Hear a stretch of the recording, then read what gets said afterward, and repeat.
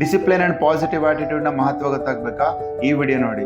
ಇಷ್ಟಪಡೋದು ಇದು ಜೊತೆಗೆ ಒಂಚೂರು ಮೈಂಡ್ ಸೆಟ್ ಕ್ಲಿಯರ್ ಆದರೆ, ಆ್ಯಟಿಟ್ಯೂಡ್ ಸರಿಪಡಿಸ್ಕೊಂಡ್ರೆ, ಲೈಫ್ನ ನೋಡೋ ದೃಷ್ಟಿಕೋನ ಸರಿಪಡಿಸ್ಕೊಂಡ್ರೆ ಎಲ್ಲ ಈಸಿಯಾಗಿ ಸಿಗ್ತಾ ಹೋಗುತ್ತೆ, ಎಲ್ಲನೂ ಸಾಧಿಸ್ಬೋದು ಮನುಷ್ಯ ಅನ್ನೋದು ನಾನು ಅರ್ಥ ಮಾಡ್ಕೊಂಡು. ಯಾಕಂದ್ರೆ ನಾನೊಬ್ಬ ಯೂಸ್ಲೆಸ್ ವೇಸ್ಟಾಗಿ ಇರ್ಬೋದಾದಂಥ ಒಂದು ಯೂತ್ ಅಂದರೆ ಒಂದು ಗುಂಪಿದೆಯಲ್ಲ, ಆ ಒಂದು ಗುಂಪಲ್ಲಿ ಬೆಳ್ಕೊಂಬಂದವ್ರು ನಾವು.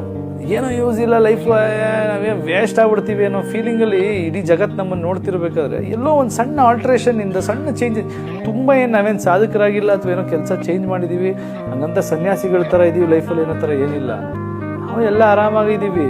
ಬಟ್ ಸಣ್ಣ ಒಂದು ಡಿಸಿಪ್ಲಿನು, ಸಣ್ಣ ಒಂದು ಇದರಿಂದ ನೀವೇನೋ ಸಾಧಿಸ್ಬೋದು ಅನ್ನೋ ಥರ ಪಾಸಿಬಿಲಿಟಿ ಇದ್ದಾಗ ಅದನ್ನು ಅವರು ಫಾಲೋ ಮಾಡಬೇಕು. ಅದನ್ನು ಚೇಂಜ್ ಮಾಡ್ಕೊಂಡು, ಅದನ್ನು ಅರ್ಥ ಮಾಡ್ಕೊಳ್ಳಿ ನನಗೆ ಅನಿಸಿದಾಗ ಎಲ್ಲೋ ಒಂದೊಂದು ಕಡೆ ಹೇಳ್ತೀವಿ. ಅದನ್ನು ತಗೊಂಡ್ರೆ ಖುಷಿ, ತಗೊಳ್ಳಿಲ್ಲ ಅಂದ್ರೆ ನನಗೇನು ಲಾಸ್ ಇಲ್ಲ. ಬಟ್ ಹೇಳದೇ ಇದ್ರೆ ನಮಗೆ ಲಾಸು ಅಂತ ಹೇಳ್ತಾ ಇರ್ತೀವಿ ಅಷ್ಟೇ, ನನಗನ್ಸಿದ್ದು.